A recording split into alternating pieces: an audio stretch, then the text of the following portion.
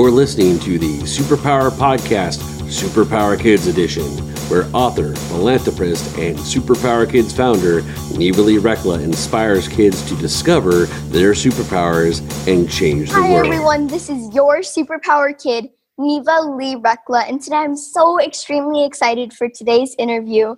We are talking about Be the Change, and I've made an impact and have changed other people's lives, but so many other people have changed my life. And two of those people are our guests today, Chambers and Michael Peterson. We met at CEO Space International. They're both so extremely amazing and inspirational. Jill was a colonel in the Army and was in the Pentagon during 9/11, and Michael sings all around the world and performs for our troops who are serving for our country. So without further ado, will you help me welcome our amazing guests, Jill and Michael. Hi, guys. Hi, Neva. That was so sweet. Oh, you are just a natural. My goodness, we're so happy to be here with you. Thank you. I'm so excited to have you guys on. Thanks. So what are your guys' superpowers?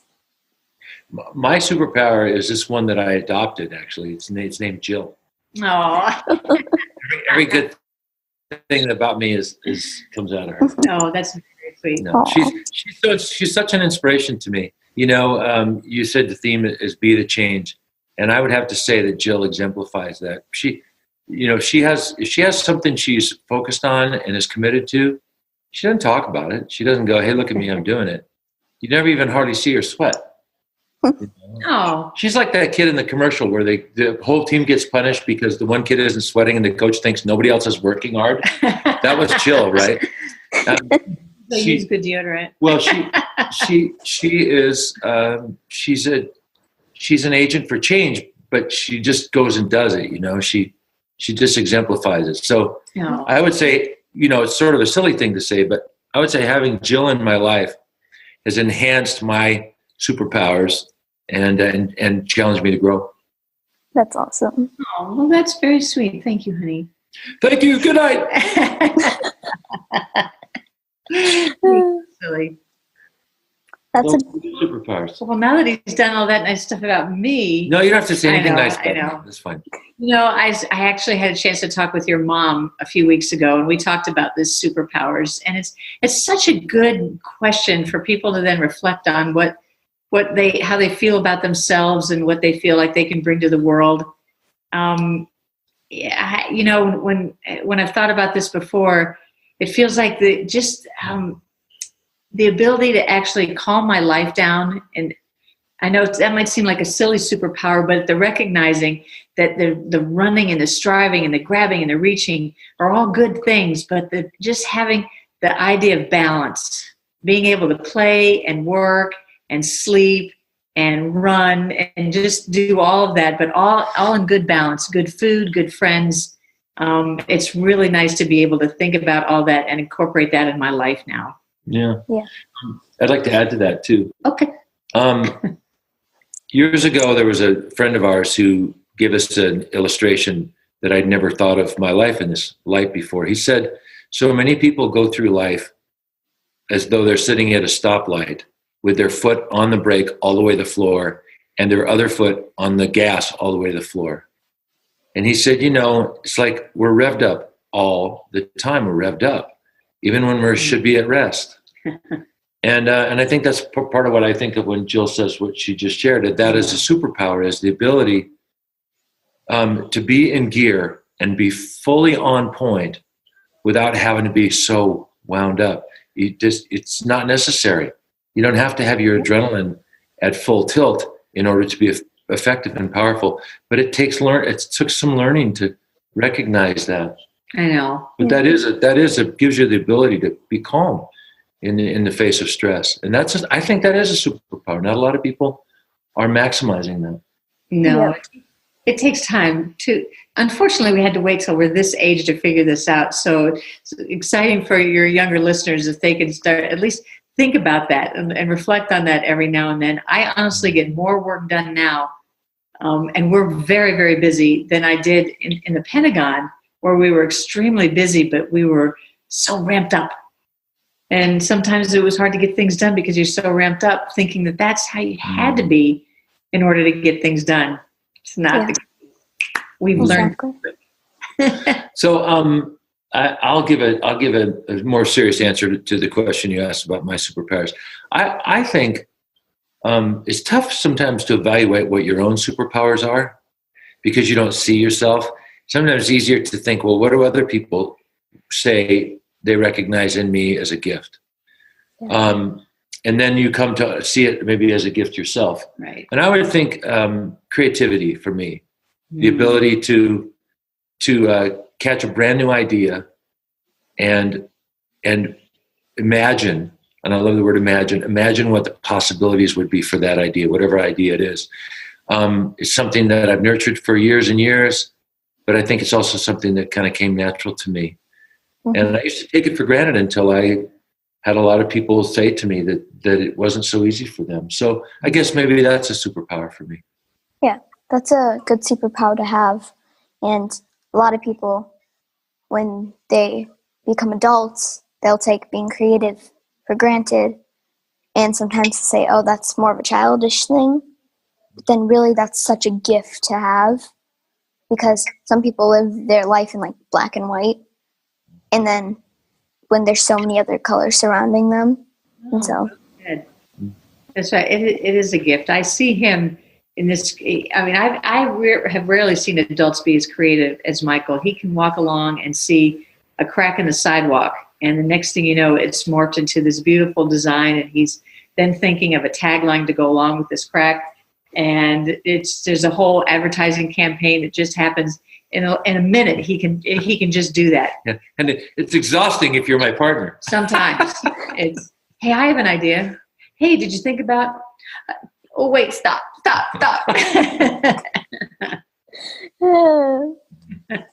Well, I have that creativeness as well. And so when I see someone else who has that creativeness inside of them, and I can see it, and then they take it for granted, it's such an interesting thing to witness because I just want to be like, come on, be creative with me.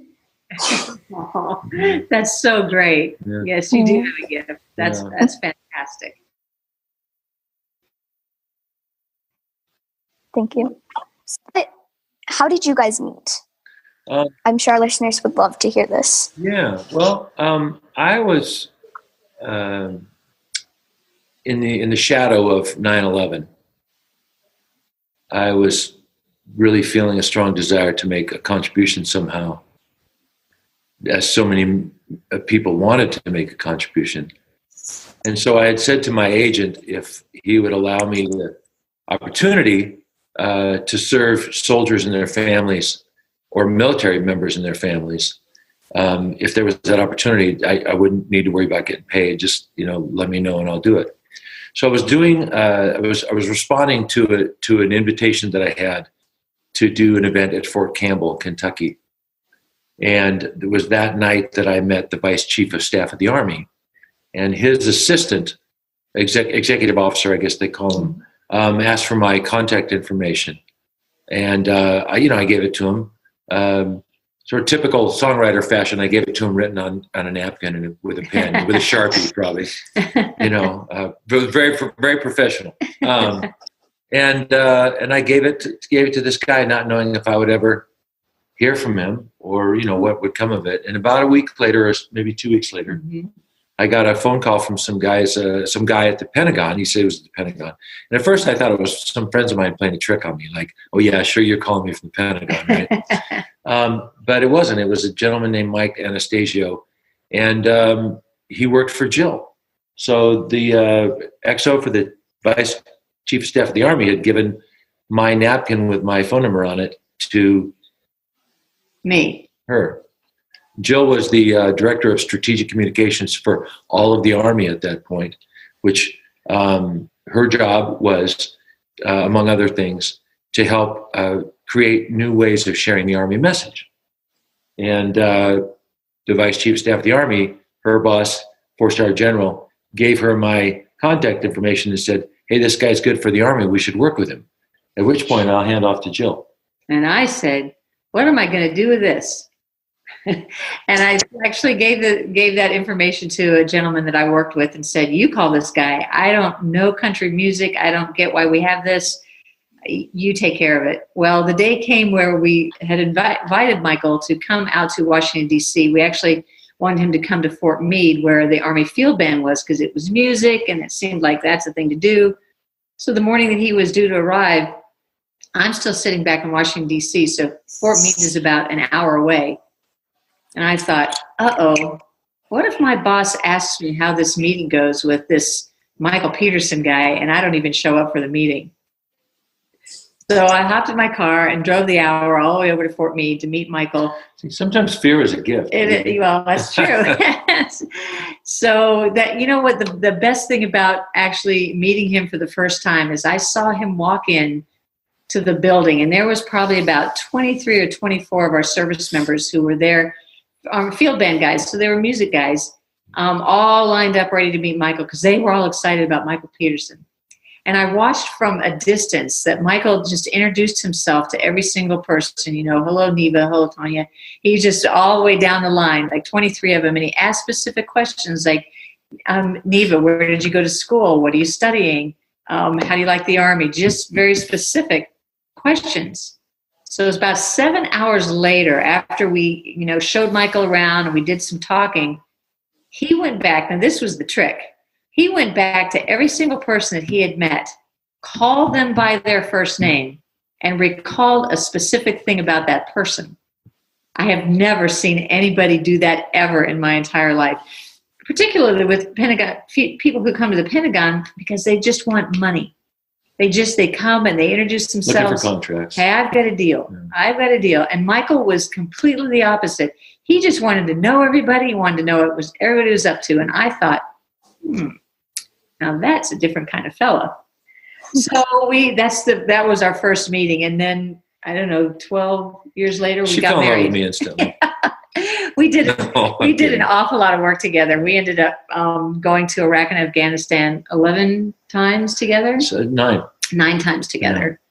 Yeah. As battle buddies. And I learned that he was going to take good care of me and he could trust me to keep him out of trouble. And Jill always had my back. We just took really good care of each other. We were very, very good friends before we got married. And that made a huge difference in how we got together. Yeah. That's awesome. Oh, thank you. That's a really cool story. We might seem to be on the surface, like people say, the cowboy and the colonel. How did that happen? They're such different worlds. But Jill and I have so much in common. We're very close in age. We grew up, listening to the same cultural things, music, TV shows, all that. So those things we have in common. But on top of that, Jill loves music. Jill loves sports. Jill's a very sort of balanced from a gender standpoint. She's very feminine, but she's also has a side of her that appreciates things that are maybe culturally, traditionally male things. So, and I feel like I'm the same way. Just sort of gender balanced, and so we just have so much in common, in spite of the different career paths that we took. It just makes it so much fun, more fun now. Yeah.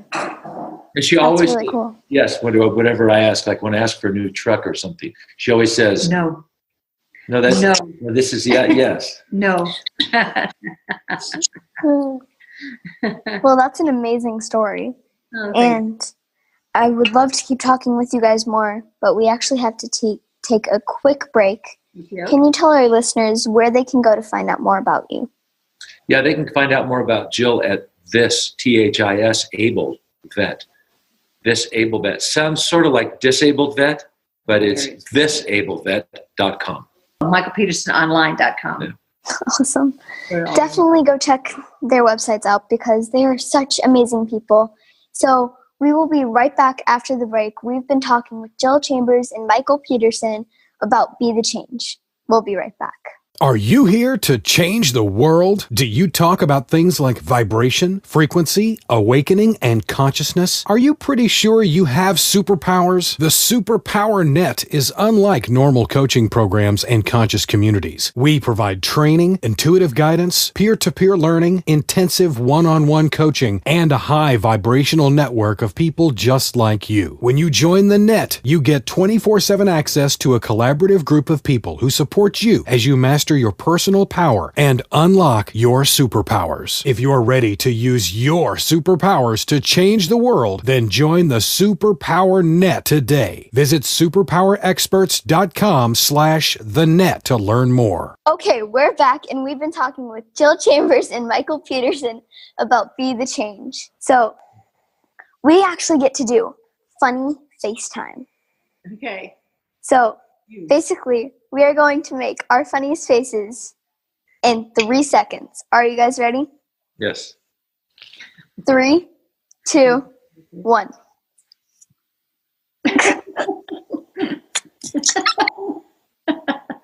That's a face. It's awesome. No one has ever done that. Oh, there you go. That's awesome. We take them with us everywhere we go. That's Presto and Changeo. That's awesome. And they have 3 kids. Uh-oh, oh no, And Play-Doh. and Play-Doh. Those are interesting kids' names, but those are They are. awesome. Yeah. So, as most of my listeners know, I'm writing a book, but I don't want to talk about my book. I want to talk about your guys' book, and I actually have it right here called Little is Good. Yeah. So, can you explain to our listeners the background of why you chose to write this book? Well, for me, it started You started with Jill. Jill is a petite human being. I mean, she's It's a nice way of saying short.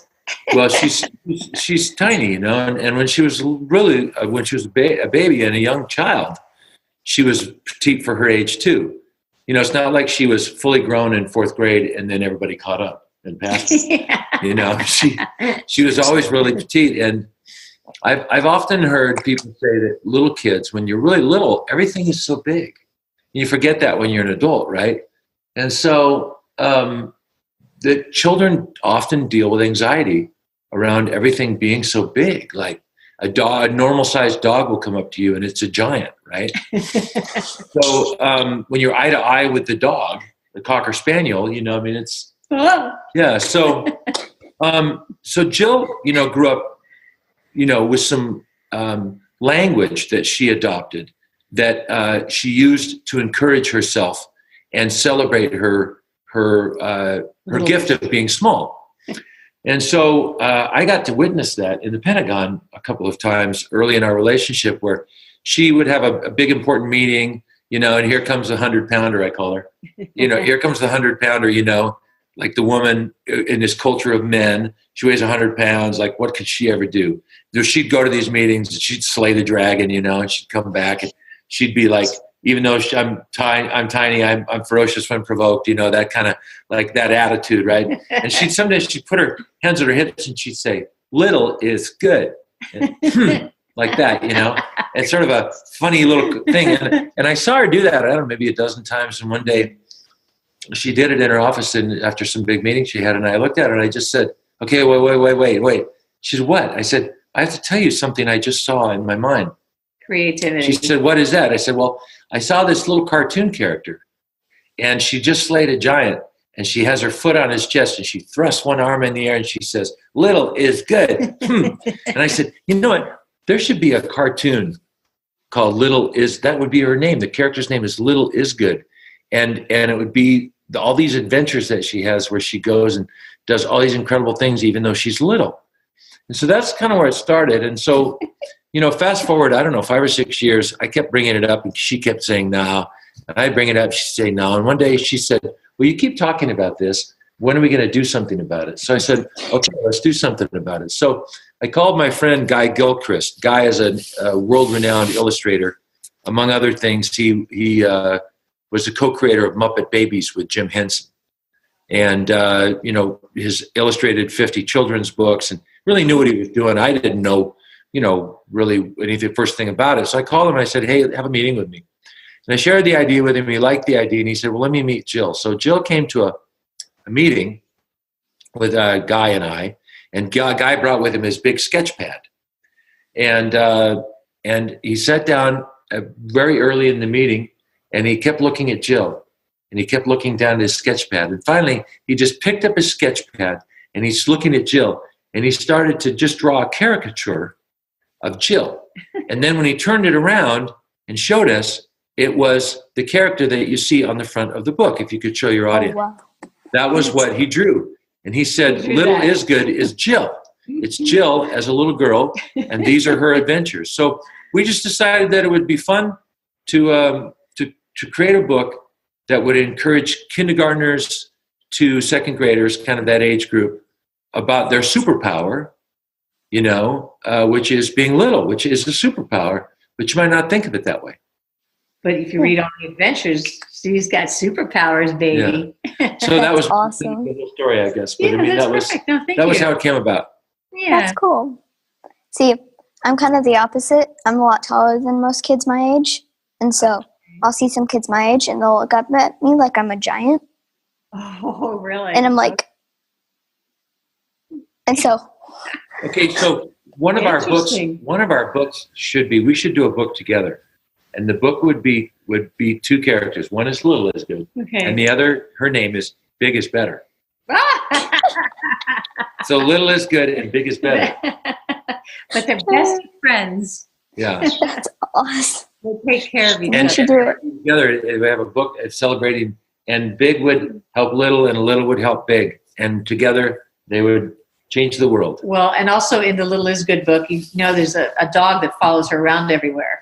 Mm-hmm. We call that dog Tiny Dog, and that's our tiny dog, and that's Michael. Yeah, I'm a dog. Yeah. See, that's what I get. She's a superhero with superpowers. I'm a dog. But you're the cutest doggy.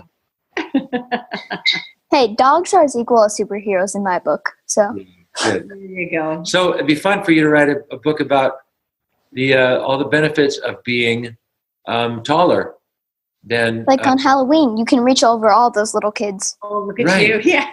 Like that and all like that. that'd be fun. Hilarious. It would. So, what were you guys like as kids? You explained it a little bit, but what were your interests? Oh, mine's so easy. As long as I was outdoors, I was happy. I just outdoors. Whatever you do, I never even hardly got in trouble because the trouble would be I'd have to stay inside. Everything was outdoors, which is why I love playing all kinds of sports. And my dad was kind of my superhero in a way. So when he would come home from work, if I had everything done, my homework, whatever I was supposed to do, any chores, I could be outside and play with him until the lights came on or we had to go to eat dinner and we'd be back outside. But I was awesome. playful and athletic. And what about you, Tiny Dog? What was I like as a kid? Well, early childhood memories I have. I remember my grandma saying to me when I was about 6 or 7 that I had ESP. And I remember saying to her, "What's ESP?" And she said, extrasensory perception. Of course, I didn't even know how to spell those words. Never mind, I understood what it meant. But I think as I grew up, one of the things that I came to understand was that she recognized that I was a sensitive kid. Mm-hmm. I was a kid that was sensitive to things, not necessarily in the sense you might think of sensitive, like I was easily offended or things like that, but more that I just was sensitive to stuff around me. In tune to things. Yeah, I picked up on energy and stuff. And so I think that for me as a kid, that probably people who knew me would say a thoughtful, kind, sensitive, creative kid. Yeah. That's cool. That's nice. I'm kind of the same way. We'll go into a business conference and I'm like a sponge. Like I imagine a sponge and everyone around me is the water. And I just absorb, this person over here is stressed and so I absorb that. This person over here is hungry, so I absorb that. And I'll absorb, I can't say that word. I will take in all these people's energies. Yeah. And then I have to go back to that person. But good. I can kind of agree on that. Oh, good for you. Good to know that to give that back and you don't take it on, but you recognize it. Yeah. That is wonderful. How did you learn that distinction? To learn to not carry it with you like in a permanent fashion? My parents. Yeah, they recognized you did. Yeah. because the best thing to do is like don't take it in, but don't throw it out on other people. And so, and like giving it back, it's like I almost imagine rejuvenating it and however I can, and then giving it back to the person, but not taking on anything else that may not have been positive. That's so healthy. Good for you. No Thank wonder you. you're a healthy, happy young lady. I think that's great. Thank you. Good. So, what is it like? I know you guys have changed many people's lives. What is it like living in that courage? How did you take that leap of faith to help other people? That's a good question. You know, as when I explained how I was as a child, one of the other things I think, and I think Michael was like this too, is that when we saw conflict, and I'm saying we because you and I have talked about this, I'll now just use I, but I kind of wanted to be in the middle as the mediator and say, no, wait, we can all work this out. You're a peacemaker. Yeah, I just wanted to, I wanted peace around me. You're right. And it's not that's who I was, but that's how it made me feel good. Mm-hmm. So getting older and then going, into college and getting a degree in public administration, human resources, I'm falling right back into helping people. That's what human resources, that's what you do. And then when I went into the Army, I went into the Adjutant General Corps, and that's all about personnel, and that's solving everybody's sometimes personal, but as well as personnel problems. So finding solutions to then see someone be happy and move on into a better behavior or a better life feels wonderful to me. I love helping when people want help. Yeah, that's cool. Yeah. For me, probably like a lot of your viewers and listeners, my home life was had some trauma and adversity in my childhood. And, coming through trauma and adversity of all different kinds, I won't name what mine was because everybody has their own. But coming through that gave me a great appreciation for the people that were there to help me through it. Yeah. And so I think when you have received great gifts from others, for me anyway, it felt so good to be helped by others that then I thought if I could do that for other people, that would be something that would feel good to do as well. So I think pretty early in my life, I began to be attracted to inspirational speakers and great pieces of literature that would talk about inspiration and motivation and things like that. So young in my life, I began to memorize and adopt those thoughts because I knew that I needed them in my life to encourage myself. So my helping others, I think, came out of my own brokenness, as opposed to me saying, hey, I have so much to give. I think I can give it to other people. It really came more out of being helped myself and then seeing how good that felt to me, and maybe I could help others the way I'd been helped.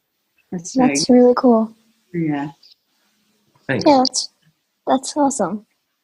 Because I've met some people where the idea of like taking that step towards helping other people is really scary to them, and so they like back away into this dark corner, and then as they grow up more, they start to hide even more because they didn't take it on as a kid. Right. And that's why I've like the blessing of being able to learn this stuff as a kid, because that way when I'm older, I'll be able to teach so many other people. Oh my goodness, absolutely. You're quite remarkable, and you have two wonderful parents, and that really helps. It really does. Yeah, there's a lot of metaphors around the dynamic of what happens when you give, but I really particularly love the metaphor of a candle. If I take my candle and light yours, it never diminishes mine. It only spreads. And there's something really beautiful and powerful about that, and it really does work that way for the most part in life. When you need a smile, share one with somebody, and you'll get one yourself. Yeah, exactly. Because the idea of helping someone, that's what brings joy to me. Yeah. But like and you look at it, and it's almost like the idea of going back into a corner is almost even worse than stepping out into the light for a second, even though it might be a little scary, but being in the darkness would be so much scarier. Right. Yeah, that's a very good point. Thank you. Yeah. So I do something on the show called Super Neva Questions. Okay.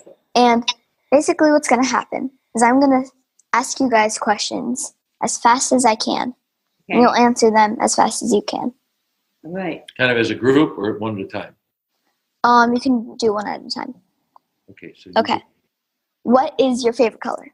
Blue. What is your favorite animal? Oh, I thought you one at a time, like being like switch. You mean switch back and forth? Oh, yeah, we can do that. Sure, and then me. So, Michael, what is your favorite animal?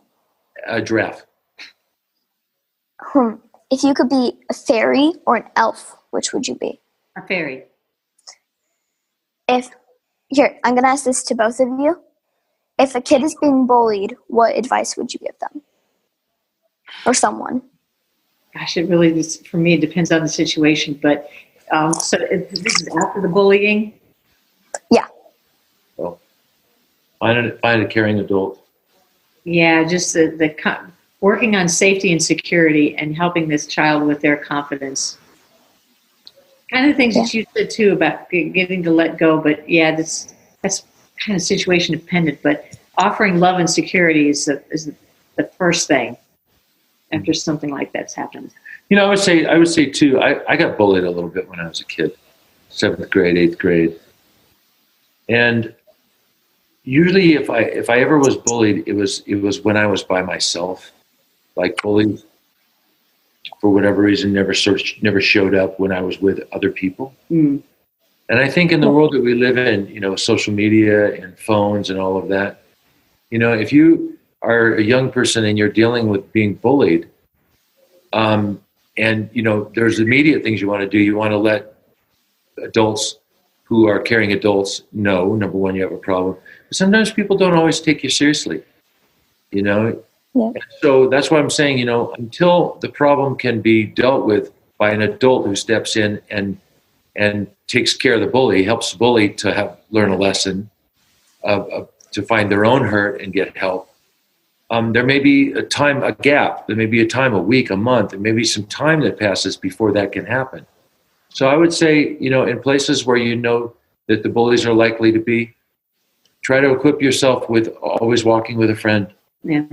You know, because I think that tends to make bullies less bold. I had a bully once where she was an angel around, like, her parents, my friends. But then when we got alone in a room for like 5 seconds, she would go off. Oh my gosh. It's so interesting that kids can do that. Like, they put on like a fake face. Yeah. And basically, wow. Oh, I'm being super nice, but then like the moment you turn around, they're not. And so. And then nobody believes you when they say, oh no, she's the nicest girl in the world. Yeah. Right? So I mean, sometimes there's this gap between, you know, your experience and you know, keeping it to yourself because you're afraid of causing more problems has never worked for me. It's going to cause more problems when you hide it. Yeah, exactly. Yeah. And there's only one situation where she bullied me in front of people, and that did not really go well for her because she basically like showed her bad side to everyone. Wow. Well, I'll say this, you know, in defense of bullies, which is something I don't hear people talk much about. On my 55th birthday, Jill arranged for a birthday party for me at some friends of mine's house that I went to high school with. And they invited a lot of people that I had gone to school with. And I grew up in a town where most of the kids I knew from grade school all the way through high school. So they made a broad invitation to a number of people to come. And there were a couple of people who came to the party that night. It's my 55th birthday.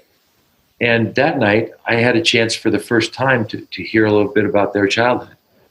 And these couple of people were people that I would have considered bullies when I was in school. Yeah. And it made total sense to me when I heard it at 55 that these were young people who had terrible childhoods. Parents, alcoholics, abusive fathers. And so then you look at it a little differently. And I'm not saying that bullies should be allowed to bully, but I'm saying when you look back on it, sometimes you see that there's usually a reason why a young person is acting that way. Young people aren't born bullies. Yeah. Some stress in their life that they're afraid they're dealing with. Yeah. And so they're acting it out. So we can have compassion for everyone. The person who's being bullied and the person who's doing the bullying. We don't have to throw them away just because they're struggling to express themselves in a way that is positive and productive. Yeah. Exactly. I interviewed a woman once. Her name was Gabrielle Gray. And I asked her the same exact question. And she said, hurt people hurt people. And so that's because, like you said, bullies aren't born bullies. Right. There's always something going on in the background that they're afraid to share. And so they take it out on someone else. And then some people take it out on them again when they really don't know what could be happening 1,000 times worse than what they're giving off. Exactly. So, that was a good message. Yeah. So, we sadly have to wrap up. Okay. I wish we could talk all day, but can you remind our listeners where they can go to find out more about you both? Yeah, they can find out about me at michaelpetersononline.com. And thisablevet.com. THIS. Awesome. THIS, this, because we're not disabled. And Looking for again, there too. awesome. And again, definitely go check out their websites because they are so amazing. So, will you guys join me in the sign-off? Sure. Okay. Remember, kids, we all have superpowers, and we can change the world. We're supposed to say that at the same time, right? Okay. Is that what we say is we can change the world? Yep. You ready? Do it again. We're ready now. We can change the world. Awesome. Thank you guys so much. You want to? Yeah, I'm going to work on it. Okay, bye. My name's Chanjo anyway, right? Okay. Goodbye, guys. Thank you so much. Thank you, Neva. You make it a great day. Thank you. You too. Bye. Bye. Thanks for listening to the Superpower Up Podcast, Superpower Kids Edition. Go now to superpowerkids.com and discover your superpowers today. It's my